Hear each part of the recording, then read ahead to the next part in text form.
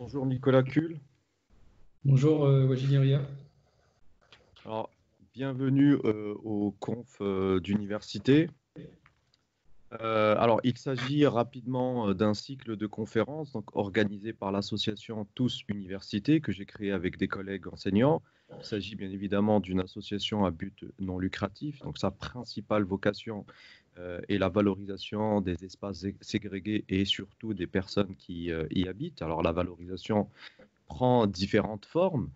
Aujourd'hui, elle prend la forme de conférences interactives, mais ça peut aussi prendre des formes différentes à travers des travaux scientifiques différents et à travers de la coordination de travaux scientifiques plus volumineux et plus importants.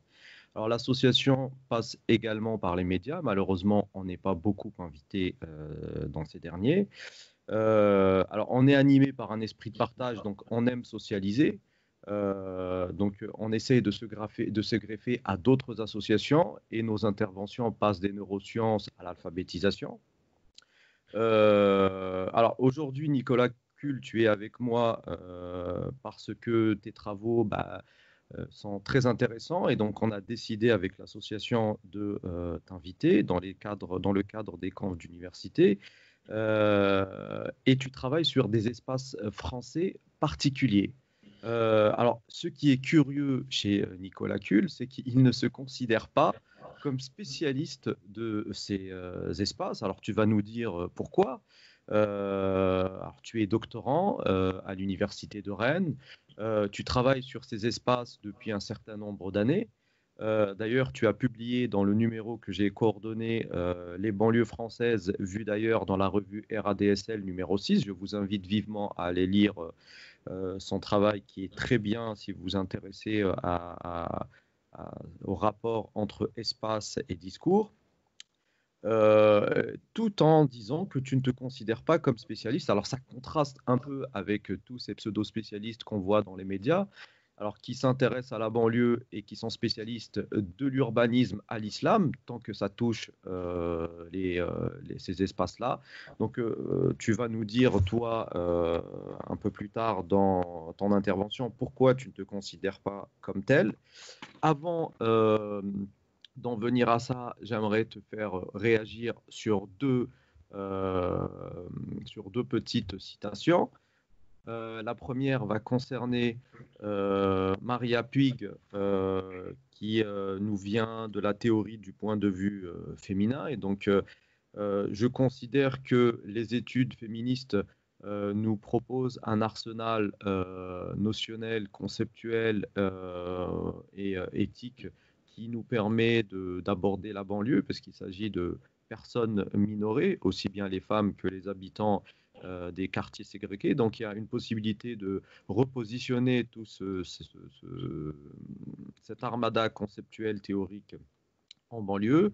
Et la deuxième citation, elle concerne Pierre Bourdieu, que tu connais certainement un peu plus, qui nous dit: parler aujourd'hui de banlieue à problème ou de ghetto, c'est évoquer presque automatiquement non des réalités, d'ailleurs très largement inconnues de ceux qui en parlent le plus volontiers, mais des fantasmes nourris d'expériences émotionnelles, c'est important de parler d'émotionnel ici, suscités par des mots ou des images plus ou moins incontrôlées, comme ceux que véhicule la presse à sensation et la propagande ou la rumeur politique. Alors, moi je trouve cela très intéressant. Alors, avant d'en venir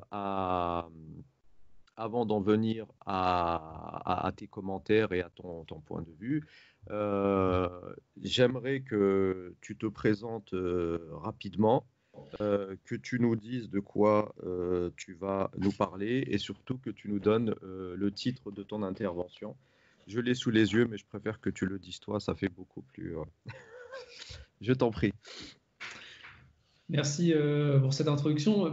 Tout d'abord, merci pour l'invitation de participer à ces conférences. C'est un plaisir aussi pour moi d'être ici avec toi.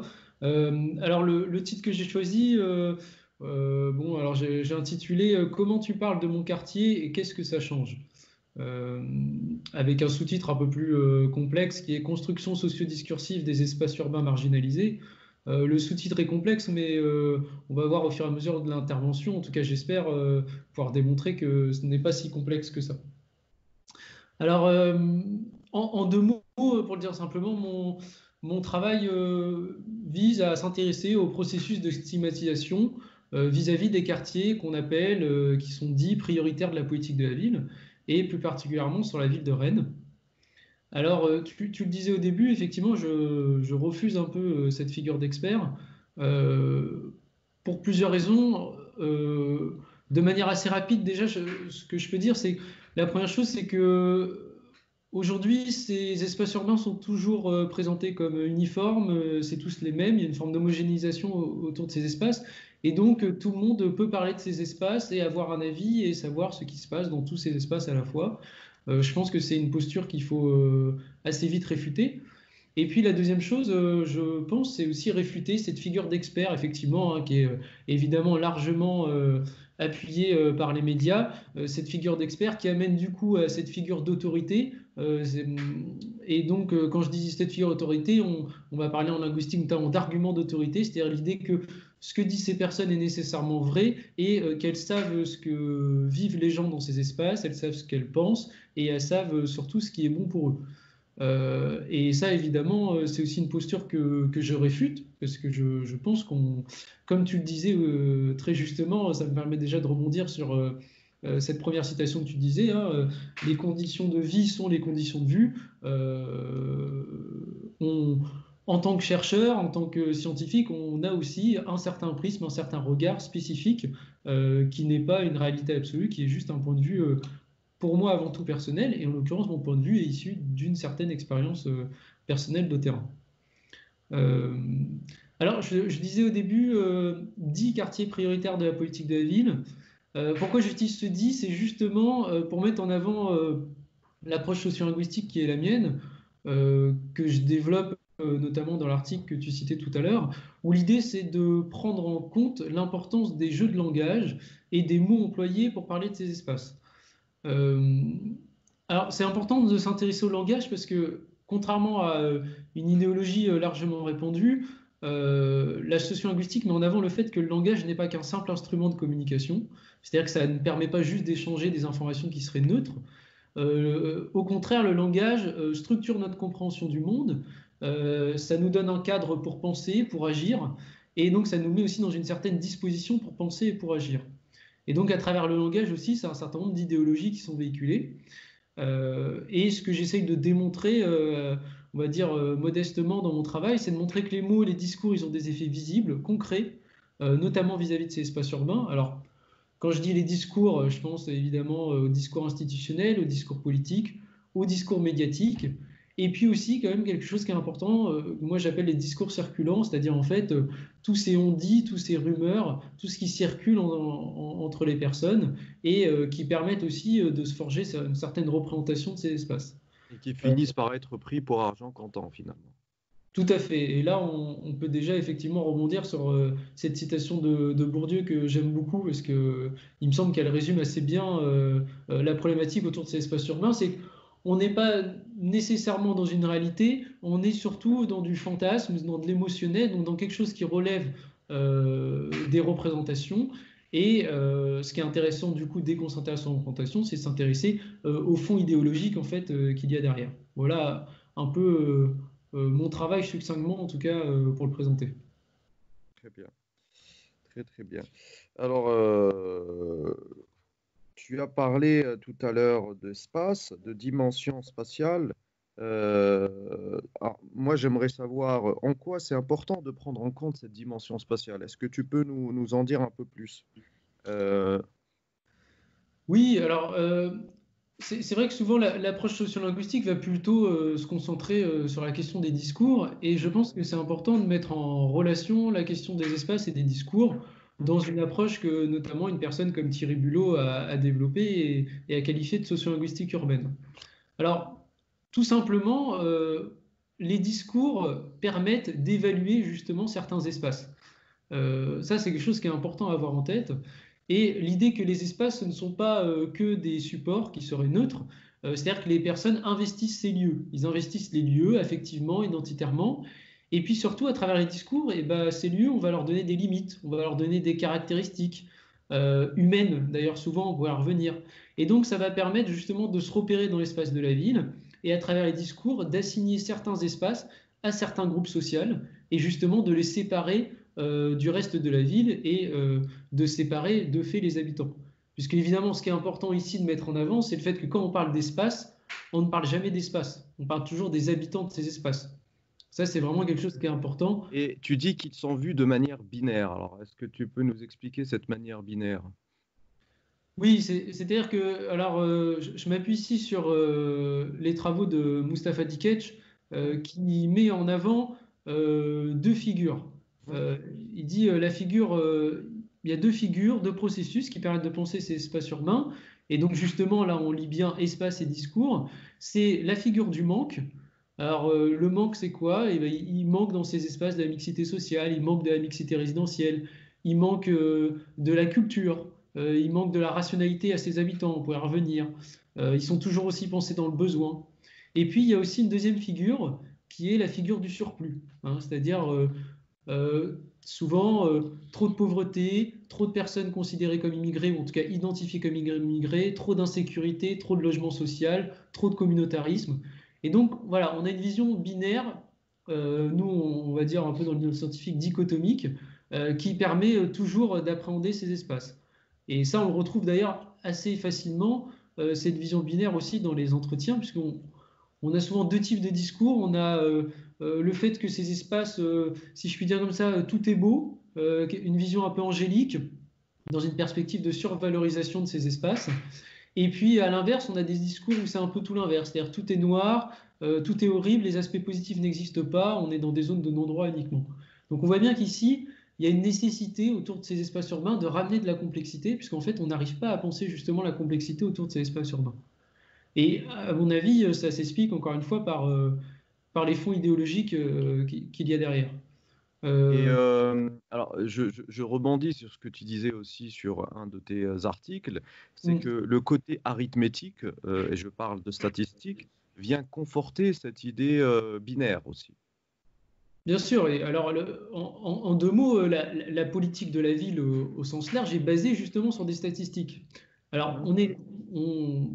rien de nouveau là-dessus, on est dans un système capitaliste où de plus en plus tout doit être quantifiable, chiffrable, et surtout on va évaluer les écarts à la norme. Alors ça c'est quand même extrêmement important cet aspect-là, et donc ces écarts à la norme, eh ben, on va les évaluer à travers les chiffres. Alors le problème des chiffres, c'est que ils ne permettent en fait de rendre compte que d'une partie de la réalité, c'est-à-dire le nombre le taux de chômage, le taux de familles monoparentales, voilà, toutes ces statistiques qui sont utilisées.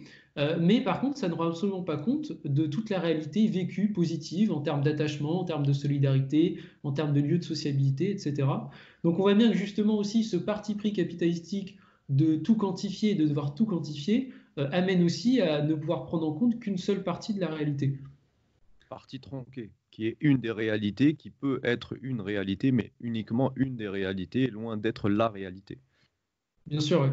Et effectivement, là, quand je parle de statistiques, bon, je rebondis à nouveau effectivement sur la citation de Bourdieu. Effectivement, les médias sont les premiers à s'appuyer aussi sur ces statistiques, puisque bon, bah, pour tout un processus que la sociologie des médias met bien en avant, il y a aujourd'hui ce qu'on appelle un enjeu de captation qui a tendance à prendre le pas sur l'enjeu d'information. C'est-à-dire que l'idée, c'est quand même de faire le buzz, hein, comme on dit de manière assez simple, c'est-à-dire l'événementialisation. Et évidemment, là-dessus, les aspects négatifs, les aspects qui passent par ces statistiques qui montrent les écarts à la norme, justement, sont largement utilisés dans le Alors, cadre de l'espace urbain. je suis d'accord avec toi, mais est-ce que ça ne vient pas combler un certain manque de la part des médias?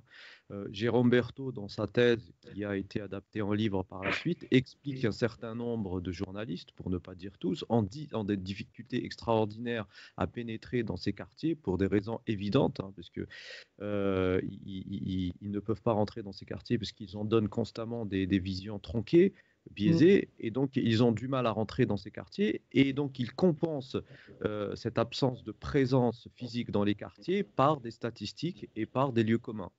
Est-ce que ces statistiques ne viennent pas remplir un manque finalement qui viendrait cette fois-ci des médias? Bien sûr, et je pense que tu as raison et c'est important ce que tu dis. Je vais donner une petite anecdote.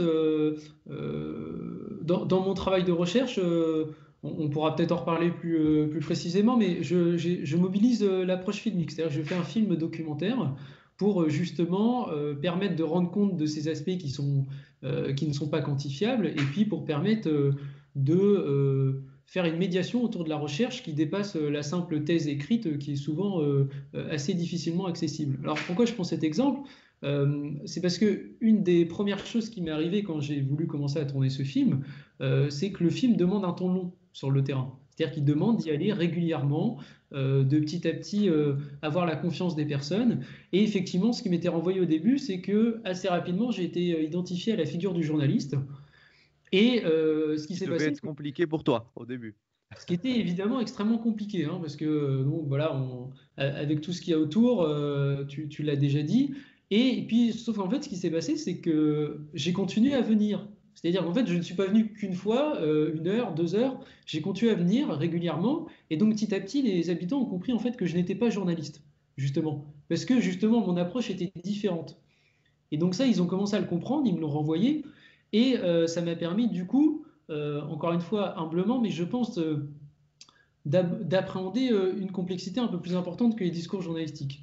Alors c'est là où je réponds à ta question, je pense que tu as raison, et c'est là où d'autant plus je défends, et c'est la raison pour laquelle j'ai accepté ton invitation, le fait que des chercheurs, et non pas des experts, je dis bien des chercheurs, doivent aussi, je pense, prendre la parole, prendre plus la parole, et ont une responsabilité dans le fait de ramener de la complexité vis-à-vis de ces espaces, parce que je pense que leur travail est largement plus intéressant que le travail journalistique classique. Évidemment, je ne mets pas toi le Alors, journaliste dedans. je me permets, j'aimerais pas que tu te fâches avec tes collègues chercheurs, mais comment, grosso modo, est-ce que tu trouves qu'il y a de la complexité amenée par la recherche?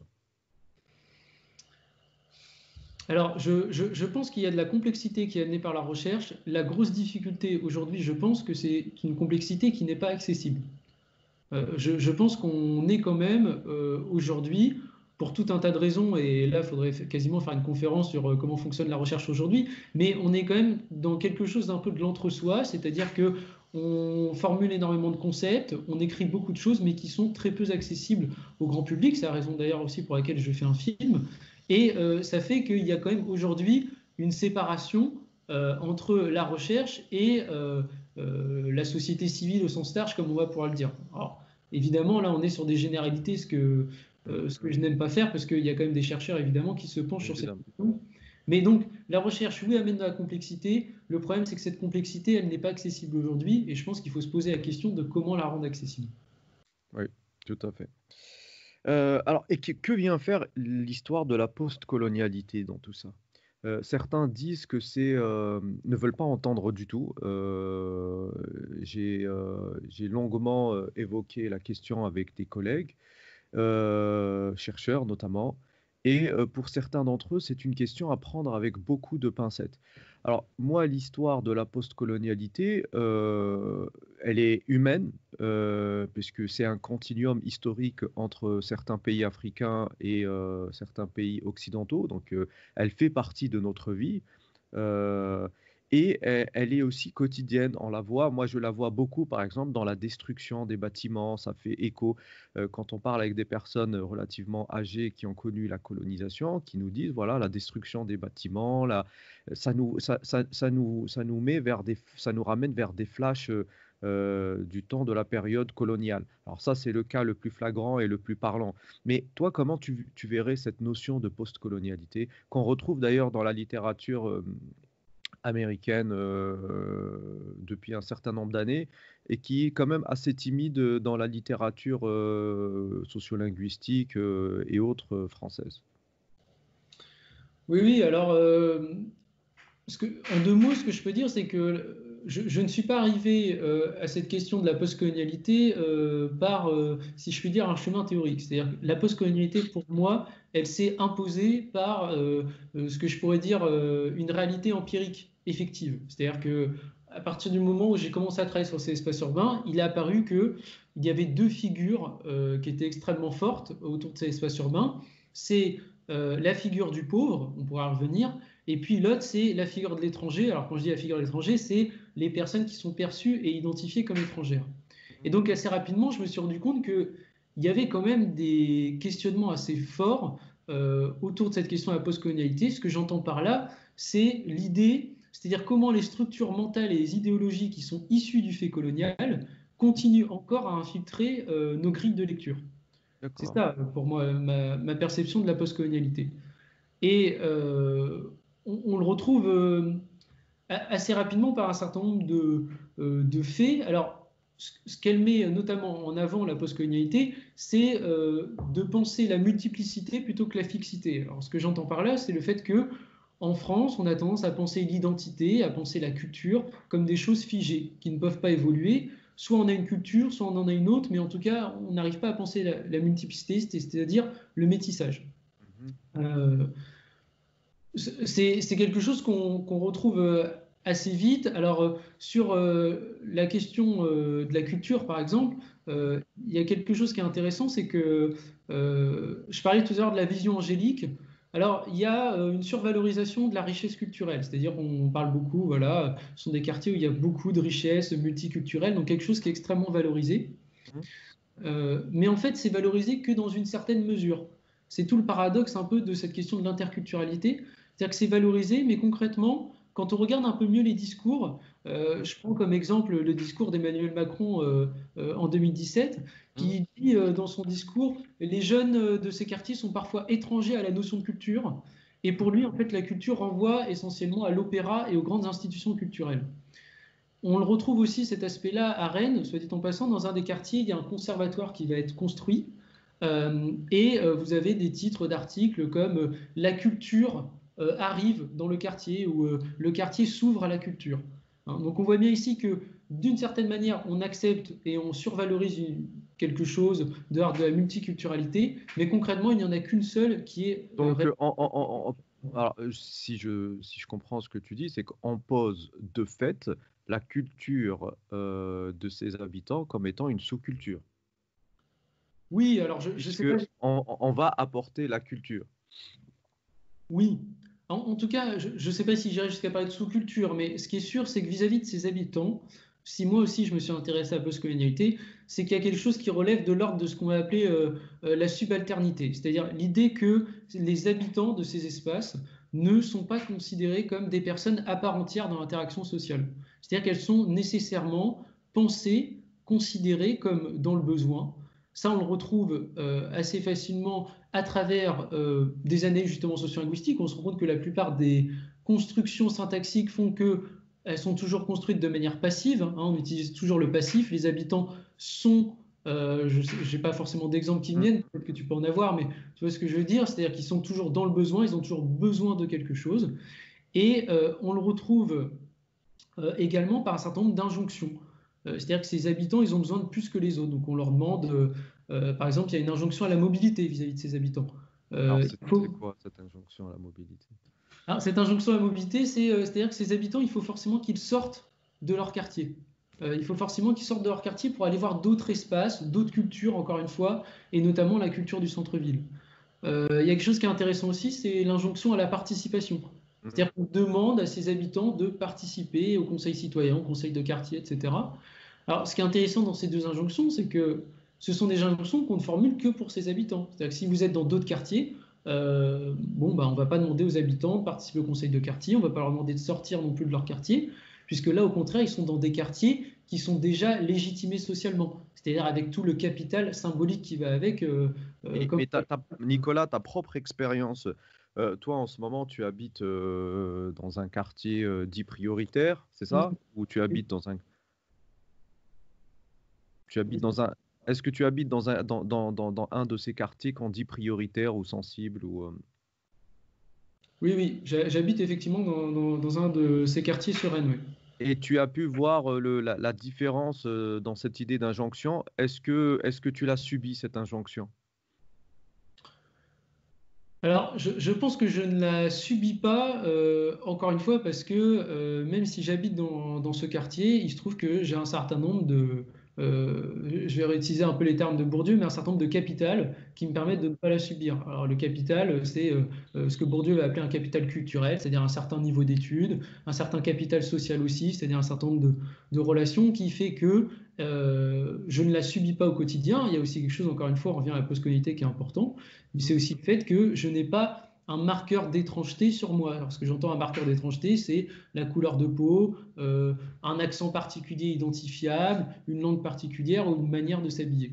Donc tous ces aspects-là font que je ne le subis pas. En revanche, c'est quelque chose que j'observe régulièrement des personnes autour de moi qui préfèrent dire notamment qu'ils habitent dans le quartier à côté pour ne pas avoir de discrimination vis-à-vis de leur adresse, où on va beaucoup parler vis-à-vis de ce quartier du fait de développer les compétences parentales. Voilà, ça c'est quelque chose qui m'interroge Alors, beaucoup. c'est un peu paradoxal ce que tu es en train de me dire. C'est tout à fait vrai, hein, mais c'est paradoxal quand je mets ça en perspective, dans la mesure où il y a des marqueurs qui nous identifient comme étant étrangers, tout en étant dans un pays qui ne reconnaît pas ces marqueurs. Donc, comment peut-on faire pour faire face à la discrimination liée à ces marqueurs? Je ne sais pas si je me fais comprendre. Oui, je pense comprendre ce que tu veux dire. Et là, tu touches à un questionnement extrêmement complexe.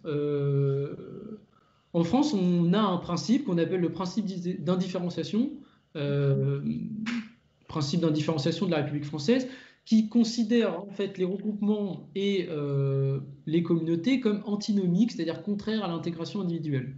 Alors, ce principe, il veut dire quoi? Il veut dire en fait que sous couvert d'universalité, Hmm. euh, la seule chose qui est prise en compte, c'est les droits individuels afin de garantir l'égalité de toutes les personnes. C'est-à-dire qu'on ne reconnaît pas les identités particulières des groupes, on ne reconnaît que les identités individuelles.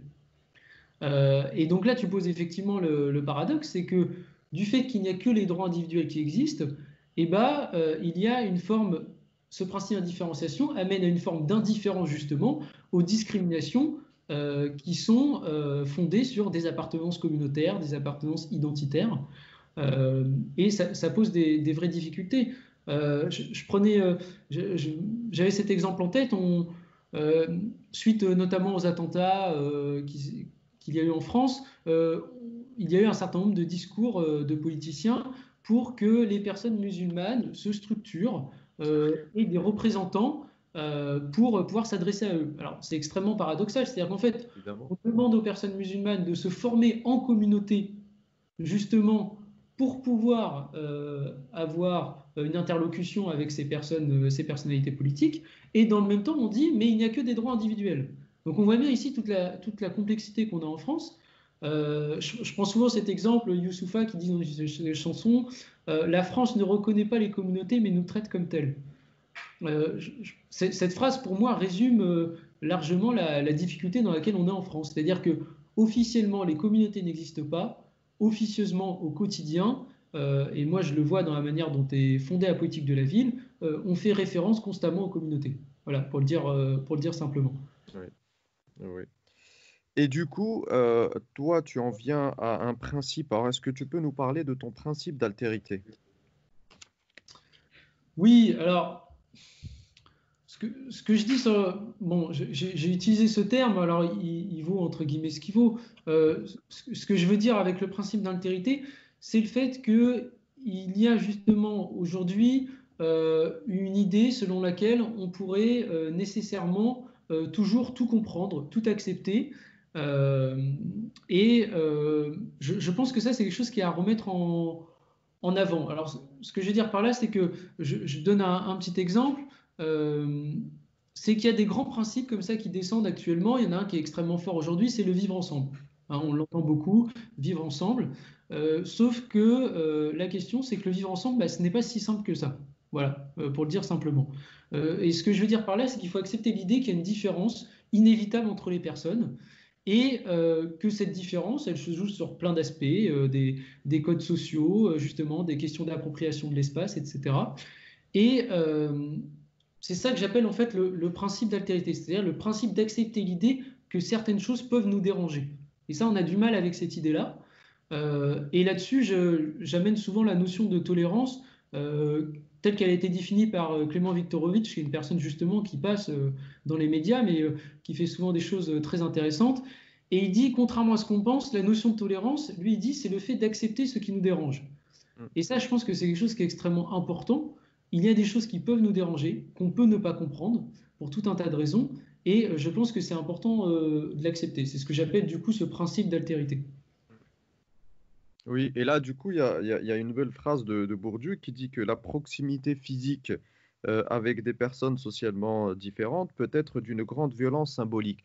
Est-ce que tu peux nous mettre tout ça en lien avec ce qu'on vient de dire? Euh, du coup, est-ce qu'il ne serait pas dangereux d'être tolérant et cette tolérance nous conduirait à mettre des uns à côté des autres de manière artificielle et tout ça pourrait conduire à une violence symbolique très importante? Oui, alors là, tu touches en fait à la notion de mixité sociale, où on pourrait en dire beaucoup de choses, au-delà de son flou, c'est-à-dire qu'on ne sait pas vraiment à quoi elle correspond et à quoi elle renvoie. Mais effectivement, cette notion de mixité sociale, elle est toujours présentée comme la solution à toutes les problématiques. Et évidemment, dans ce sens-là, eh ben, on vise, dans les projets de rénovation urbaine, à faire en sorte de, justement, c'est comme ça que c'est dit, hein, de ramener des nouvelles populations dans ces espaces, et notamment des populations avec un capital symbolique et surtout économique plus important. Et donc, c'est poser le fait que ça sera nécessaire, que cette mixité sociale, elle est forcément souhaitable, elle est forcément Dans, positive. dans l'intérêt des habitants de ces quartiers, c'est ça? Bien sûr, dans l'intérêt des habitants de ces quartiers, dans l'intérêt de pouvoir justement valoriser l'image de ces quartiers. Et c'est là en fait ce que dit Bourdieu. Il dit, bon, alors c'est bien pour le dire simplement, c'est bien hein, de penser que le fait de juxtaposer, mettre l'une à côté de l'autre des personnes socialement différentes, ça va être forcément positif. Mais en fait, lui dit non. Mettre des personnes socialement différentes l'une à côté de l'autre, donc les obliger, si je puis dire comme ça, à vivre ensemble, et ben, ça peut être au contraire extrêmement violent symboliquement. Alors j'ai un exemple qui me vient en tête, c'est moi j'ai rencontré une personne qui a déménagé suite à un projet de rénovation urbaine et qui a été du coup sur un autre espace, pour le coup plutôt valorisé hein, à l'échelle de la ville, plutôt centre-ville, donc avec tout le capital qui va avec. Et ce qui me renvoyait, c'était le fait que lui, la seule chose qu'il voulait, en fait, c'était revenir à nouveau dans son quartier, parce que justement, il n'avait pas les codes en fait de cet espace, il n'avait pas les mêmes commerces, il n'avait pas les mêmes lieux de sociabilité, et donc du coup, il avait du mal à s'y retrouver. Donc c'est là où je dis, il y a un principe d'altérité qui est l'idée de dire qu'on peut accepter le fait justement que tout ne soit pas comme la norme dominante, ce que j'appelle la norme dominante, c'est-à-dire ce qui est légitimé socialement. On peut avoir d'autres pratiques sociales, notamment d'autres pratiques sociales de l'espace. C'est normal et ce n'est pas pour autant qu'il faut forcément, justement, comme le disait une personne dans un entretien, normaliser ces espaces. Hein, c'est vraiment le terme qui était explicité. Et là, je pense que justement, ce terme, il explicite le fond idéologique qu'il y a derrière. L'idée, c'est qu'on veut normaliser ces espaces, faire qu'ils sont comme tous les autres, mais en fait, on n'est pas tous comme tous les autres. C'est ça ce que j'appelle le principe d'altérité. Alors, tu as dit quelque chose de très intéressant par rapport à ton interviewé qui a quitté le quartier dit ségrégué et puis que finalement il ne se sent pas bien dans son nouveau quartier qui est plutôt valorisé symboliquement et qui veut revenir enfin, à son quartier initial. Et moi, ça me fait penser à cette idée de résistance défendue par Garbin et encore plus que cette notion de résistance.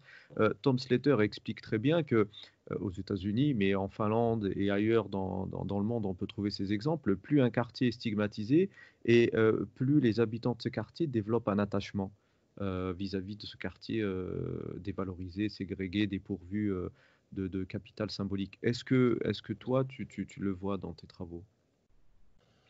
Oui, oui, c'est quelque chose que je retrouve effectivement dans mes recherches de terrain. Alors souvent, j'utilise pour parler de ça aussi de discours performatif, hein. C'est-à-dire l'idée que la performativité en linguistique, c'est un signe qui fait advenir par lui-même ce qu'il énonce, hein. Typiquement, je jure que, bah, le fait même de le dire, eh ben, on est en train de jurer.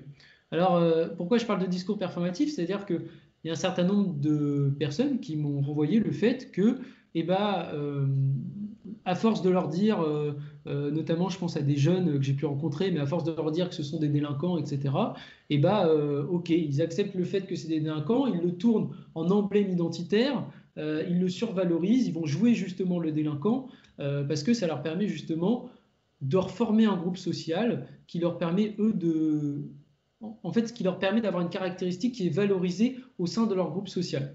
C'est ce que Bourdieu appelle un peu le retournement du stigmate. Et ce qui est intéressant de le mettre en lien avec les discours, c'est pour mettre en avant ce que disait Judith Butler, où elle va parler plutôt de resignification, c'est-à-dire qu'en fait, Resignification, effectivement, oui. ouais, on va prendre un terme et puis on va lui donner une nouvelle signification. D'ailleurs, la théorie du point de vue féminin explique beaucoup, enfin, sur ce sens de resignification. Par exemple, beaucoup d'insultes qui concernent les femmes, bah, elles sont rentrées dans ce principe de resignification pour les retourner contre ceux qui profèrent ces discours. Et c'est pour ça que je disais en début de conférence que la théorie du point de vue féminin dispose d'un arsenal qu'on peut repositionner, nous, dans l'étude de nos quartiers difficiles. Oui, je te laisse continuer, excuse-moi. Non, non, mais tout à fait, c'est ce que tu dis. Donc, ce qui se passe évidemment vis-à-vis de ces espaces urbains, c'est que il y a cette idée que il faut trouver, je vais le dire simplement comme ça, mais il faut trouver aussi une manière de mieux vivre ce que j'appelle une commune excommunion, quoi. C'est-à-dire qu'on est mis à l'écart, c'est quelque chose pour le coup qu'on partage tous. À partir du moment où on est sur cet espace urbain, donc il faut trouver une manière de mieux le vivre. Et en gros, l'idée, c'est que bah, les caractéristiques qu'on nous donne, eh ben, on va leur donner une autre signification, on va les survaloriser pour justement que, au moins au sein de notre groupe social, ça soit quelque chose qui soit positif. Mm, mm, mm, mm. Et du coup, on en vient à un concept qui t'est cher et que je retrouve aussi chez Edgar Morin, qui est cette reconnaissance. Alors, est-ce que tu peux nous parler de cette idée de reconnaissance, de considération? Alors, je crois que toi, tu parles plus de considération. Oui, c'est vrai. Alors, je pense que cette question de la considération, c'est ce que j'essaye un peu d'expliquer, c'est que pour moi, elle est centrale et elle est transversale en fait à toutes ces questions-là. Alors, c'est vrai que je parle de considération pour aller un peu dans la perspective de Nancy Fraser. Alors, Nancy Fraser reprend le concept de reconnaissance qui a été développé par Axel Honneth, qui est très intéressant. Axel Honneth, lui, met ce concept-là dans une perspective plutôt psychologique, c'est-à-dire l'idée que la reconnaissance, ça a un impact notamment sur l'estime qu'on peut avoir de soi.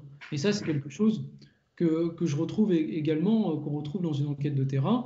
Il y a un certain nombre de personnes qui m'ont apporté le fait que l'image du quartier impacte l'estime qu'on a de soi, et notamment le fait d'avoir honte ou non d'inviter une personne chez soi, de donner son adresse, etc. Donc on voit bien ici l'importance de l'estime de soi. Mais ce qui m'intéressait moi, c'était dans la perspective de Nancy Fraser, et c'est pour ça que j'appelle considération et non pas reconnaissance, c'était de penser la reconnaissance dans une perspective de justice sociale, c'est-à-dire en termes d'inégalité sociale, d'inégalité économique et surtout politique. Alors, pourquoi je dis tout ça? Eh ben, j'en ai parlé tout à l'heure. C'est qu'il y a une forme de subalternité qui est mise en avant vis-à-vis de ses habitants. C'est-à-dire qu'elles ne sont pas considérées comme des personnes à part entière dans l'interaction sociale. C'est-à-dire comme des personnes qui ont tout simplement une capacité réflexive sur leur vécu quotidien et qui ne sont pas nécessairement aussi dans le besoin. Alors, j'avais parlé tout à l'heure, ça on le retrouve à travers l'injonction à la mobilité, l'injonction à la participation. J'ai parlé très rapidement tout à l'heure aussi de la question de la figure du pauvre. Alors, ce que j'entends par la figure du pauvre, c'est le fait que les habitants de ces espaces urbains sont souvent ce qu'on appelle essentialisés, c'est-à-dire réduites à une seule de leurs caractéristiques. Et le pauvre en fait partie, la pauvreté en fait partie. Sauf que comme le disait George Simmel, le malheur du pauvre, c'est d'être considéré que comme pauvre. Hein, c'est-à-dire qu'en fait, on n'arrive pas à considérer les habitants comme autrement que pauvres et dans le besoin. On ne retient qu'une seule parmi tant d'identités. Bien sûr, ouais. Et tout ça, ça joue en fait à la fin, à travers tous ces processus-là que j'essaie un peu de mettre en lien pendant cette conférence, c'est qu'en fait, on va distribuer un peu les places de chacun dans la société. Et c'est là où ça va devenir un problème de justice sociale, c'est-à-dire c'est là où la considération est importante. C'est à partir du moment où la voix des personnes habitant ces espaces n'est plus entendable et entendue. Et donc c'est là où pour moi il se pose la question d'une justice sociale et notamment, si je puis dire, d'une justice politique, c'est-à-dire une possibilité de participer à une interlocution politique, c'est-à-dire à la vie de la cité et à tous les processus qui ont des influences sur sa vie quotidienne. Alors, j'avais une dernière question qui est plus générique, qui ne concerne pas uniquement ton domaine de recherche, mais de manière générale, qui concerne la recherche de manière générale, Mm. et peut-être l'identité du chercheur, parce que quand on fait de la recherche, on projette une certaine identité.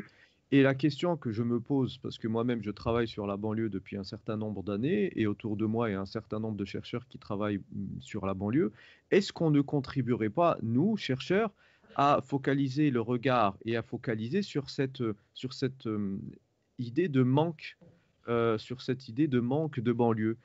Moi, quand je travaille sur le parler dit jeune avec beaucoup de guillemets autour de jeunes, je suis obligé de me focaliser sur ce qui est considéré comme se parler, ce qu'on considère comme se parler pour le déstructurer. Mais du coup, moi, quand j'interroge des personnes, eh ben, je me focalise sur cet aspect différent pour prouver par A plus B que cette façon de parler, on la retrouve au 19e siècle, on la retrouve dans d'autres régions, pas forcément en Île-de-France où il y a du multiculturalisme. Et la question que je me pose, et je pense qui peut te concerner dans une certaine mesure et qui concerne tous ceux qui travaillent sur la banlieue, est-ce que en travaillant sur ces espaces-là, est-ce qu'on ne contribue pas à accentuer cette idée de manque, cette idée de stigmatisation qui colle à ces espaces particuliers? Oui, oui, je pense que tu poses une très bonne question ici. Bourdieu, d'ailleurs, le met déjà en avant, hein. Il dit à un moment, je ne sais plus la phrase exacte, mais que le chercheur participe à la structuration du monde social, hein. C'est-à-dire, on fait en Oui, sorte justement de mettre l'accent sur tel ou tel aspect et du coup de survaloriser cet aspect-là. Je pense que c'est une bonne question ce que tu poses. Et dans l'idée, je serais plutôt pour dire oui. Justement, on participe d'une certaine manière à cette stigmatisation. Et c'est là où je pense que il faut se poser cette question aussi de ce que ça implique pour le chercheur de penser cette question de la considération. C'est-à-dire que je pense, on parlait au début de la question de l'expert. oui, Si je refuse justement cette position, c'est-à-dire que je pense aussi qu'il faut penser une autre manière de faire la recherche que ce qu'on fait aujourd'hui, par d'autres méthodes, par ces conférences qui sont aussi peut-être plus accessibles, par les méthodes filmiques, les méthodes photographiques, euh, et aussi dans notre manière en fait de considérer les personnes qu'on va rencontrer, qu'on va interviewer. C'est-à-dire peut-être remettre comment je pourrais dire, remettre en question l'idée qu'il y aurait d'un côté euh, qu'il y aurait une séparation, si je puis dire, entre d'un côté les personnes qui ont un savoir, et que ce savoir il est légitimé ou autorisé, comme le dirait Bourdieu, c'est-à-dire d'un côté les scientifiques, et puis de l'autre les personnes qui n'ont pas ce savoir, qui ne le possèdent pas, qui seraient justement les habitants de ces espaces ou les personnes qu'on va interviewer. Et je pense qu'ici, il faut plutôt partir d'un présupposé d'égalité, c'est-à-dire partir du fait qu'on a tous un savoir politique, c'est juste que ces savoirs, après, ils sont différents, mais qui peuvent quand même s'imbriquer les uns les autres. Et là-dessus, je mettrai en avant ce que dit Jacques Rancière, où il dit justement que le problème de l'égalité, c'est qu'aujourd'hui, c'est toujours vu comme un objectif. C'est-à-dire que le but de toutes les actions qu'on met en place, c'est d'arriver à l'égalité. Et lui, il dit non, en fait, il faut inverser la chose. L'égalité doit être le présupposé. Et donc, on retrouve à nouveau cette question de la considération. On doit considérer les personnes qu'on rencontre comme, comment je pourrais dire, égal à soi-même en termes de capacité réflexive.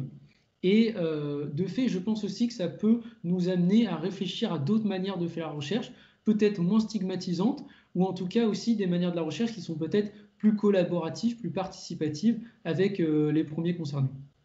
oui. Bah, écoute, je te remercie pour ces éclaircissements. Alors, je te laisse conclure. Je pense qu'on a fait le tour de la question. Bien évidemment, on n'a pas pu tout aborder.